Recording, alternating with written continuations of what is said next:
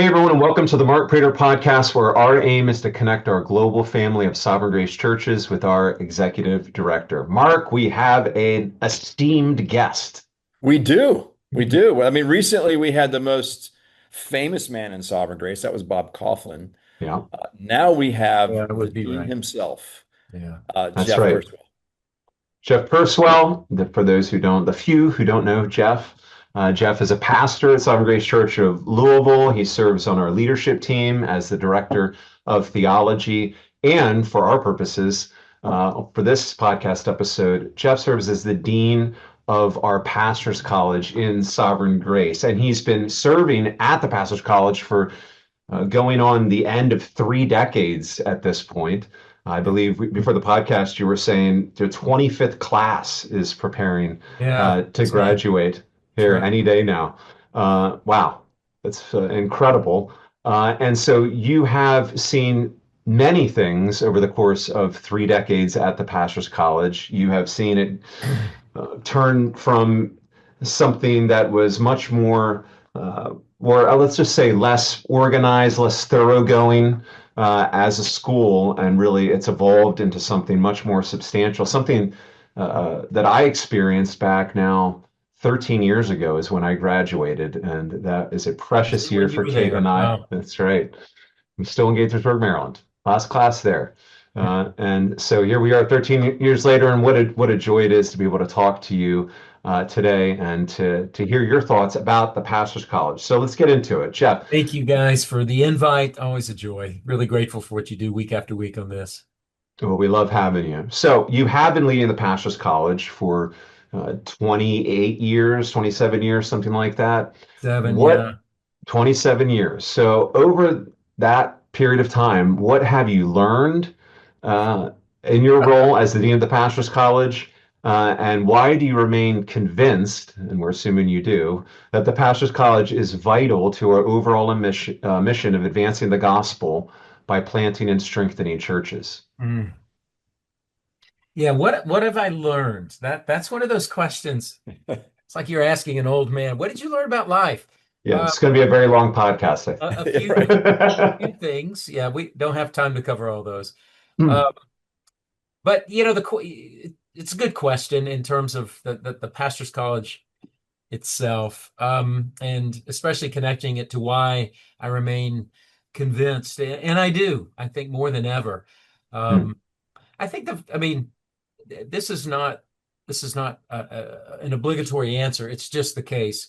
Um, First thing I would say is the faithfulness of God. Hmm. Um, I mean, and we all know this as pastors, but when you serve over a number of years, you become very acquainted with weakness and with limitation. And that's true chiefly personally, but also um, from the standpoint of the Pastors College, just resource and staff. I mean, we are small. Our family of churches is small, but to see what the Lord brings about in the lives of students and their wives and families year after year. I mean, we don't presume upon that. We seek to labor to maximize the experience. But um, I mean, a former student is actually in the Pastors College this week. He's visiting this week Hmm. with his pastoral team. And when I was introducing the speaker, I was introducing the class to these visiting pastors, and um, one of those guys who had just graduated was sharing about his own year, and he said, just we as a family, we've said this many times, but we were saying it again the other day, best year of our lives. Mm. Um, and you hear that, and Yeah. it's humbling. You plan for that, you pray for that, but you can't manufacture that. Um, so nothing builds my faith more for the Pastors College than that, the faithfulness of God. Um, So I've got to say that first. Another thing I've learned that's related to the first, and that is the power of the context. Hmm. A big part of what the Lord uses each year, obviously, is the context, the bringing together of men and their wives and their families to experience the entirety of the Pastor's College year together. I mean, they're not, and you guys know this, they're not just taking a similar curriculum, they're not gaining the same information. That they're not passing each other in the halls. The text of Scripture that they are immersed in, the body of doctrine that they are exploring, the ministry skills they are strengthening and acquiring, the ministry experience that they're gleaning from the multiple instructors. They are experiencing and processing and being stretched and challenged by and being shaped by all of this together. And the cumulative effect of all of that, all experience together, I mean, it's just potent.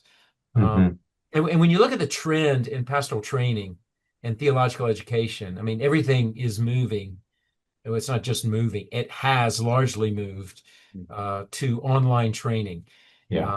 And you can deliver a lot of information online, but I've never been more convinced. You cannot shape a pastor online. Right. Yeah.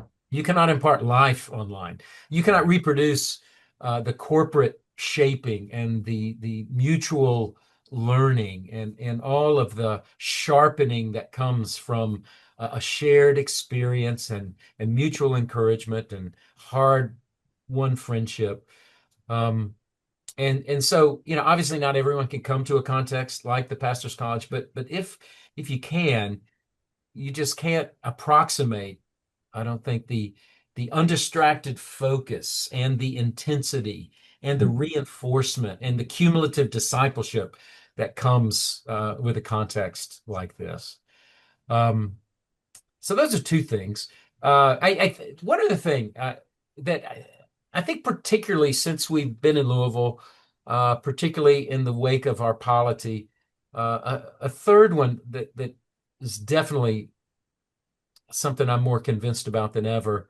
I'll just call it partnership assimilation. Because of who we are as a family of churches. I mean, the Pastor's College is not some standalone, educational institution. We are connected to, we emerge out of, we are supported by, we serve our family of churches. And because of who we are as a family of churches, and pastors listening to this, you know this, but we are a confessional family of churches built upon the same doctrinal bedrock. All of what we do is informed by that. So we're confessional, and we're also a connectional family of churches. We are building together. We are strengthened by each other. We are pooling our resources and our experience and our history and our values. So given these characteristics of who we are, there's nothing like a shared training and developmental context like the Pastor's College to inform our shared doctrine and values, to inculcate that shared doctrine and values, and to galvanize our future leaders in that shared doctrine and those shared values. In the Pastor's College, our students are they're obviously immersed in this doctrine and in these values and in the ministry training, but they're also connected to pastors and leaders throughout Sovereign Grace. They're connected to men throughout Sovereign Grace. They're connected to churches throughout Sovereign Grace. They're connected and have a front row seat to so many shared mechanisms we have in Sovereign Grace. So aspects of our ecclesiology, our church planting, our national church planting group, our missional philosophy and practice. They get to know members of the leadership team. They get to know some of the members of the executive committee. They're getting to know pastors from different regions throughout Sovereign Grace. They get to know Sovereign Grace staff. They get to know Sovereign Grace music. They get to know, all that's happening here. And again, it's not, I could go on and on with this one, but it's not that great training can't happen with a guy's local team by his pastors. Of course. Sure. But given our partnership, that confessionalism and connectionalism, our ecclesiology, our shared mission. I just know of no better way to instill that into a man and thus build him into our family of churches, linking him with other guys that he's going to be lifelong friends with and he's had this shared experience with. And thus, I mean, year after year, what's happening is we're helping to secure our future health and our unity in Yeah. sovereign grace. I just don't know of a better way to do that than the pastor's college.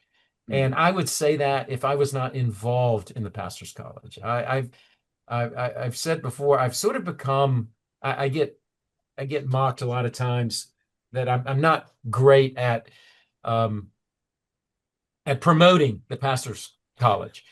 Um, and I own that, and I'm kind of proud of that.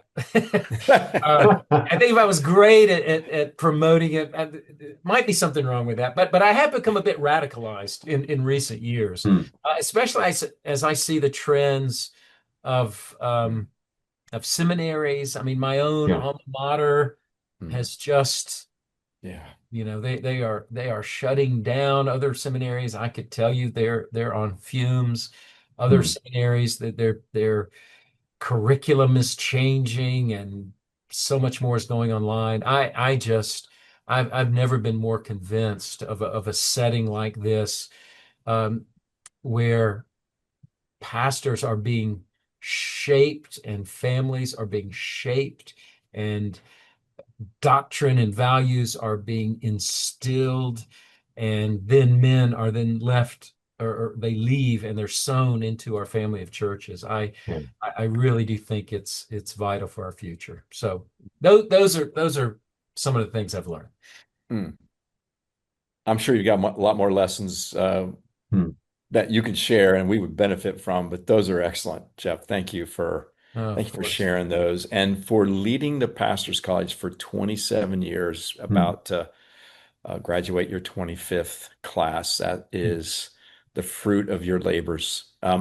If I've got my numbers right, you and your PC staff have equipped, I think, over 300 men now for pastoral ministry. So I wanted just to Wonderful. ask you, based on your experience, describe the profile of a PC student who maximizes his year at the PC, and by doing so, maximizes the benefits from his years at the year at the PC. Yeah. Yeah, that's a great question. That's actually a difficult question to Hmm. answer because, I mean, one thing I've certainly seen, um, over 25 classes, is how the Lord uses the pastor's college in various ways for all sorts of students. Men in different seasons of life with different backgrounds. I mean, younger men with little theological training, younger men with a lot of theological training, older men with a lot of experience, but not a lot of formal training. Um, Older men with PhDs. I think we've had two PhDs. We've had a few D-Mins, many MDivs. So men with a variety of training. Men who've been in Sovereign Grace for years, and then men for whom the pastor's college is a sort of means of entry into Sovereign Grace. So one level, I wouldn't want to answer that question in a way to sort of disqualify or discourage anyone from considering the pastor's college, because it is amazing how the Lord, we have a program, we have a set curriculum, we do things a certain way, but the Lord is so able to sort of angle those things and hit guys where they're at, with different life experiences, etc. So that's first thing I'd want to say. But it's a good question, Mark, and I do think there are things we can identify. I think some important things that can help. I think you use the term maximize, that can help maximize the experience. Mhm. I think the first thing there, and this is going to be pretty obvious, you'll guess this one, and that is a provenness in character. Mhm. I mean, it's obviously a qualification for the pastor's college. The character qualifications of the PC are, basically the same as those of an elder. Um, but the reason that's important is that just positions a man to receive everything that the pastor's college offers. You know, and without going through all of those things, but the top of the list, a heart for Christ, because that's at the heart of everything that we do, all of our focus, all of our motivations. I mean, we want pastors. I mean, it should be the definition of a pastor, but we want pastors who are enamored of Christ. And so we want our students. So a godly guy who, loves Christ. He loves his wife. He's seeking to serve his family. He comes in knowing, wanting to learn and grow and be challenged. I mean, he's just going to thrive in the pastor's college. I have said so many times over so many years to churches, to my own church here, the host church of the pastor's college. I've said it to people outside. We really do have, if you wanted to say, all right, what's the secret weapon of the pastor's college? Whatever it is we do, is there a secret sauce to that? And I always answer the same way. It's the men that get sent to us. You get great men, you get godly men, and the Lord works. So that's just critical. And I think every pastor in Sovereign Grace, when they're thinking about a guy's sending him, they're going to have this in view. But I think it's good to say, because it can work against a misconception of the pastor's college that we're simply a doctrine delivery system. It's much more than that. So character. Now, if you think of 1 Timothy 4:16, that sort of guides. It's sort of a guiding verse for us. I would add to that again something else that you might be obvious, but a doctrinal base. It is very helpful. Now, I'm not saying that that the pastor's college is a finishing school that comes after all of his theological training. As I said a second ago, we've got guys at different parts of the development. But it is the case that the curriculum comes at you fast. You're processing a lot. You are doing so quickly. And so it can make it much more efficient when a man has some foundations or some foundation of biblical theological training, a deep relationship with his Bible, a familiarity with the fields of doctrine, and along with that, the vocabulary of theological study. Whenever you study any field of study, so much of learning is just getting the vocabulary down. If you're studying accounting, if you're studying chemistry, there's a basic vocabulary that just enables you to interact with the ideas. So, having that in place is helpful. The pastor's college is not a good place for a man to hammer out, basic convictions. Am I reformed or not? Do I believe in believers' baptism or not? I'd love to spend tons of time on such things. We don't have time to hash out fundamental doctrines that we confess together. But having a foundation is really helpful to position a man then when he comes to go deeper in his understanding, because he is going to reflect deeply on those basic convictions and hopefully go deeper in his understanding and sharpen his convictions and strengthen them and further inform them as well. But a guy who's been studying is obviously going to be in a place where he can, I think, steward what's coming at him, and so I think that can be very helpful. All right, so that's what I say. Character, a doctrinal base. A few other characteristics, though, that I would definitely say or go into a profile of a guy who can maximize the opportunity, and that would be one, just a guy who has a hunger for this experience, a guy who realizes his need for this experience, a guy who appreciates the unique opportunity. that is, I'm thinking of one guy in particular who's in the class this year. I mean, he's been wanting to come to the pastor's college for well over a decade. I think he's been to four pastors college info meetings over the years. Um, I could have turned it over to him and let him share about the pastors college before he even came. But he finally came. It finally came together, and he just said, I've heard him say a couple of times, I need this year. Um, my church needs me to steward this year. Um, and that when guys come in that way, it's just a delight, and they just they absorb it, and they really benefit in a maximal way. Another way to put that maybe is combined with that um, is a sense of stewardship. Mhm. A guy who comes and says, I'm not just here for me. I am doing this for my church. I am doing this for sovereign grace. I'm doing this for the body of Christ. So it's not just about, well, what am I going to do? What am I called to do? I mean, obviously, we wrestle with those things. We want to pray about those things. We want to gain clarity from the Lord on such things. But, having a sense of stewardship that I'm here for more.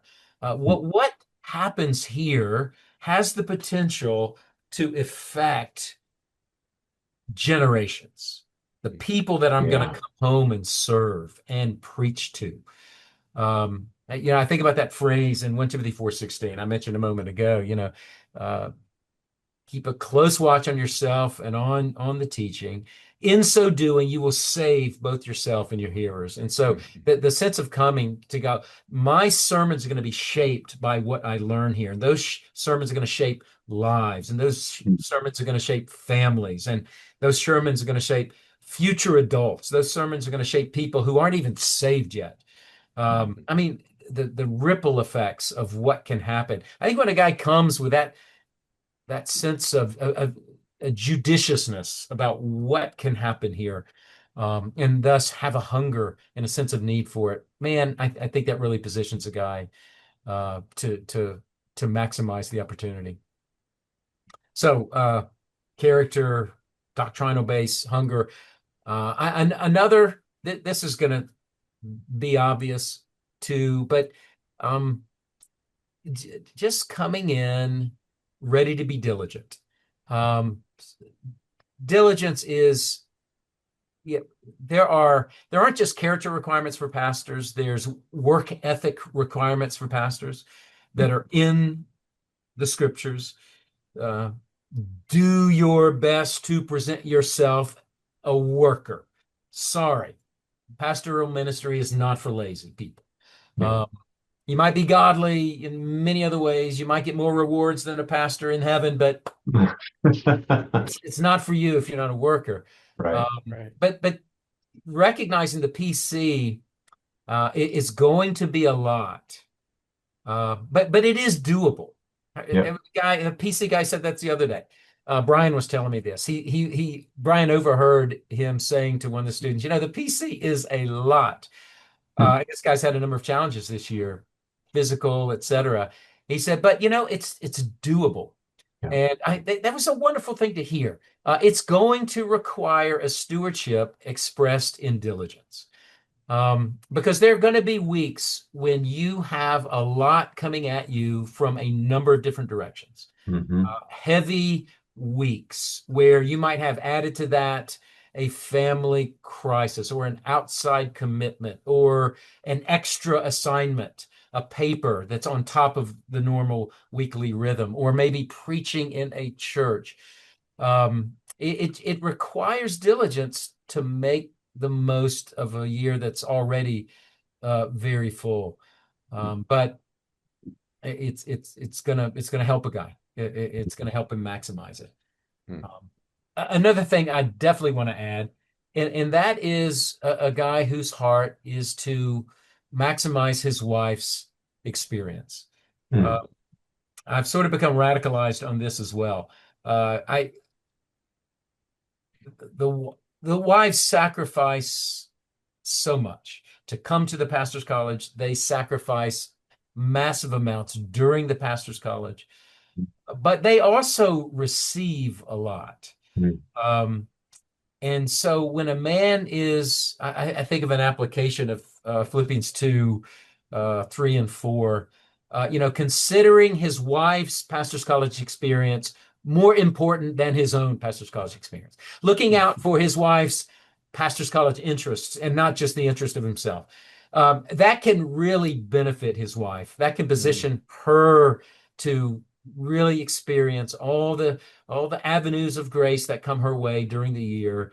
Uh, it'll benefit his marriage. Yeah. So I want every guy coming in going, this is not just about me. This is about my wife. This is about my family, and having faith for that, and wanting to position his wife for that. Mm.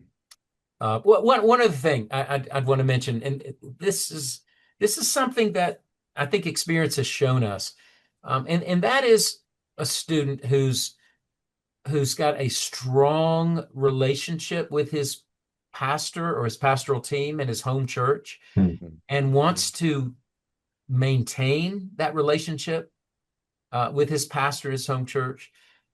So a good relationship and a sense of trust with his sending pastor, it makes a big difference in the year. It's really impressive when I see a student who comes and he loves his church, he loves his sending pastor, and he trusts his sending pastor.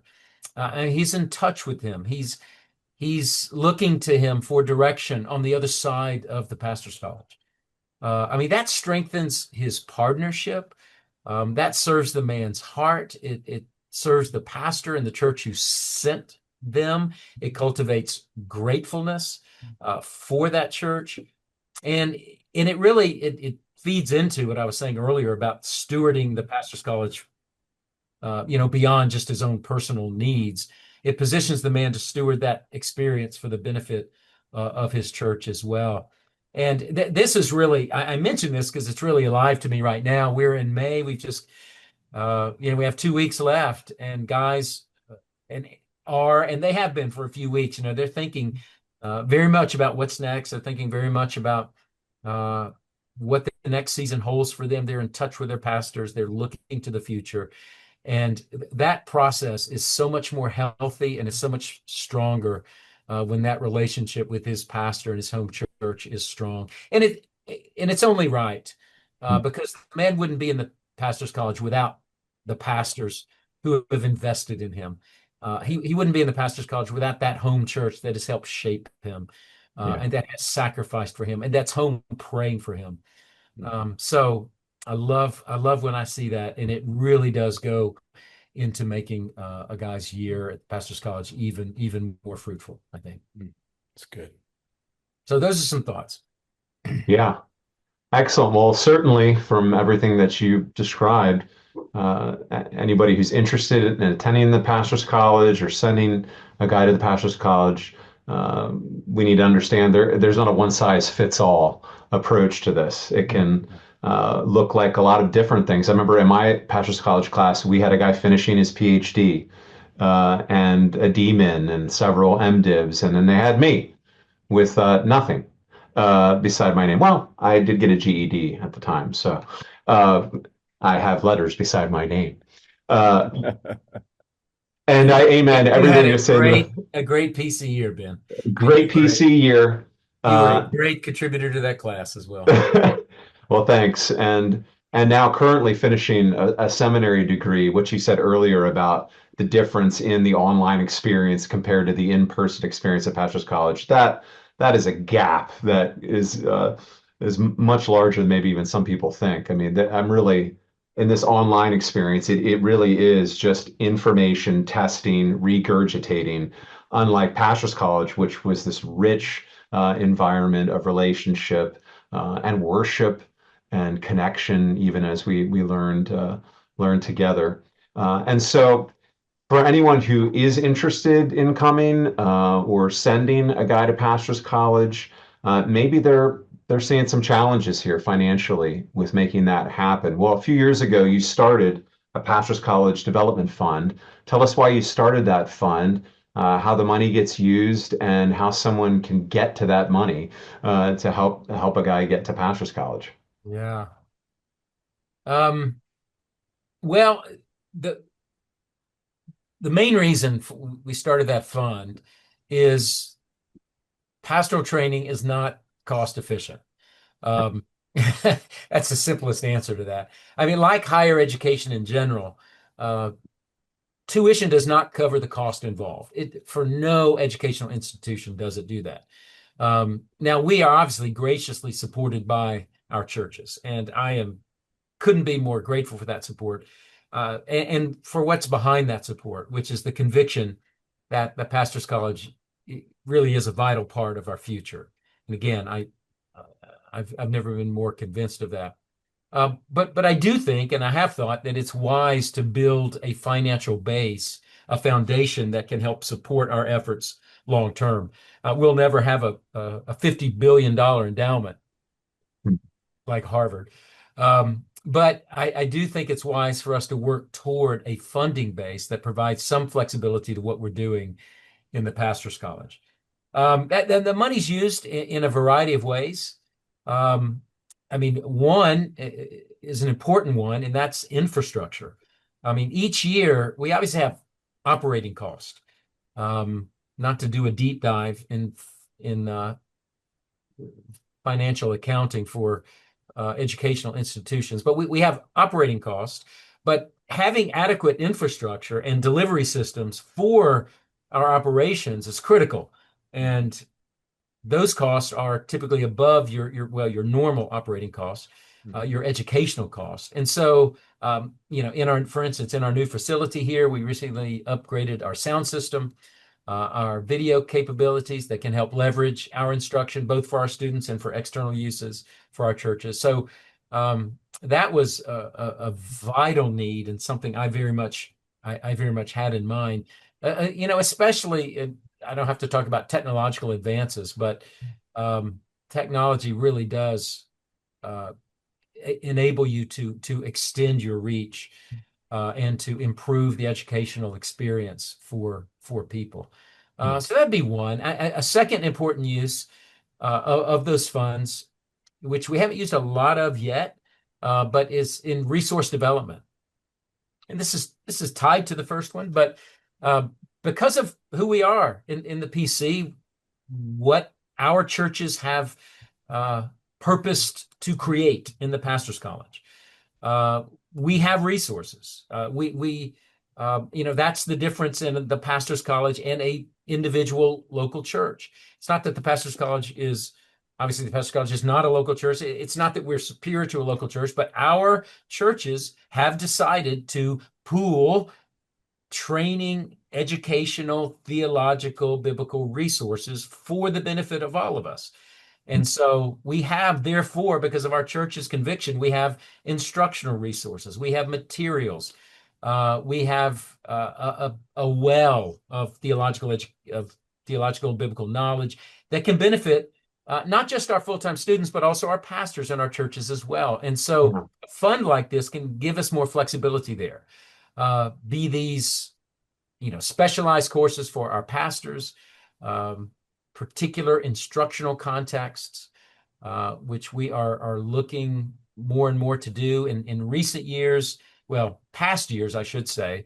I used to do mini conferences. I would turn a PC course into kind of a mini conference. And so we had our church admin and finance course, which our students take. We turned that into sort of a mini conference for administrators. We did the same thing for evangelism. We did the same thing for preaching. So we've done preaching cohorts, or not cohorts, but preaching labs, basically, for our pastors to come in and do.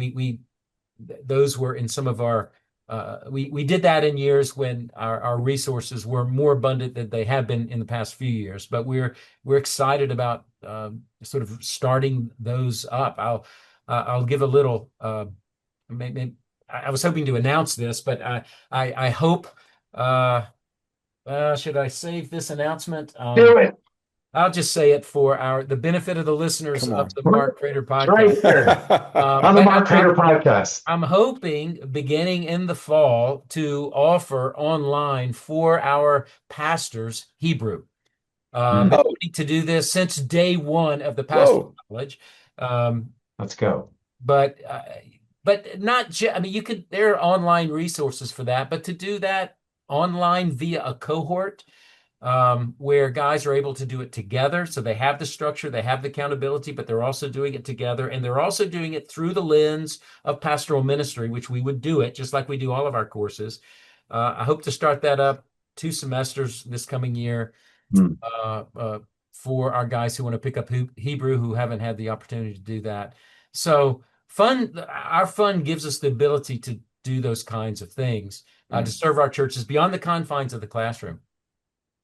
A third use, and it's related to this, is that of strengthening our staff resources. I mean, pastoral training, and when I say that, I don't just mean online theological data dumps. And there's nothing, I'm grateful for online data dumps. I mean, online training is good to get information, and Yeah. there's a lot of information that's real important for us. Pastoral ministry is theological at its core. But holistic pastoral training, which involves more than just information, it's labor intensive. And unlike, say, music, it doesn't generate income. The horizon of the fruitfulness, I'll put it this way, the horizon of the fruitfulness of pastoral training is long term. Right. It has a long tail to it. Mhm. You don't see it for a long time. And so we're constantly looking for ways we can utilize other people in serving our churches, providing instruction, developing resources, and so therefore, or thereby, making visible what's happening in the pastor's college so that it can serve others. Ben, you mentioned the thrust of your question there. How can people get their hands on the money? That's an interesting way to put it. I don't have a particular way for people to get their hands on the money. Hopefully, they will benefit from the use of the money. But Yeah. having said that, though, it is my hope that as the fund grows, it can also be utilized for underwriting the cost of PC education, so scholarships and et cetera. And so that's definitely something that we do have in view. It's something we want to be careful about, obviously, because Sure. you could easily drain your fund and lose the kind of the leveraging of that fund in an ongoing way. But that is something that we definitely love to see in the future. So Thank you for clarifying that. So a better question would be as well, how can someone give to the fund? that's a great question. Yeah, actually, the Pastors College, in keeping with our history in Sovereign Grace, we make it hard to do good things. It's typically hard to give to the Pastors College website, or the Pastors College Development Fund on the website. But if you go to the website, and there's a tab at the top of the page, Give. Now on that page, so if you go to the Give page, there's a drop-down box near the bottom of that page for choosing your designation. And if you do that drop-down box, you'll find there the PC Development Fund. So that's the way to do it now. However, and I just learned, and this did not prompt, for our listeners, this did not prompt Ben's question, but I just learned in recent days that on our Give tab, you have like general giving, and then you have development funds. Well, the Pastors College Development Fund is not on that fund. And so I raised that issue with our website powers that be. And I was assured that very soon it's going to be listed with the other development funds that are easier to find on the website. Good. But if you go to Give and you find where you can choose your designation, hopefully soon it's going to be listed with the other development funds that we have. That's how someone can get funds to the pastoral for the PC Development Fund and our pastoral training efforts. So Excellent.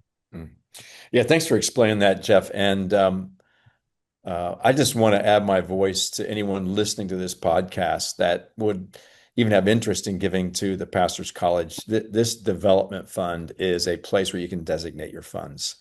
And so please prayerfully consider that. It will be put to good use, as Jeff said, that bears fruit long into the future, has that long tail, as he said so well. Jeff, thanks for taking the time to be with us today. Sure.